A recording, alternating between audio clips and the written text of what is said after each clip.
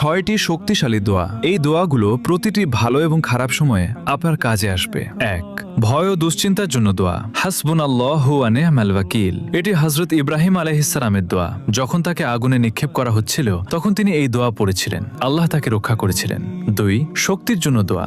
লা ইলাহা ইল্লা আনতা সুবহানাক ইন্নী কুনতু মিনাজ জালিমিন। যখনই আপনি কোনো বিপদে পড়বেন এই দোয়া আপনাকে অন্ধকার থেকে আলোয় নিয়ে আসতে পারে। 3. জ্ঞান বৃদ্ধির জন্য দোয়া। রব্বি জিদনি ইলমা। 4. যে কোনো কিছু পাওয়ার দোয়া। রব্বি ইন্নী লিমা আনজালতা ইলাইয়া মিন খায়রিন ফাকির। এটি হযরত মুসা আলাইহিস সালামের দোয়া। যখন তিনি একা ও বিপদে ছিলেন তখন এই দোয়া করেছিলেন।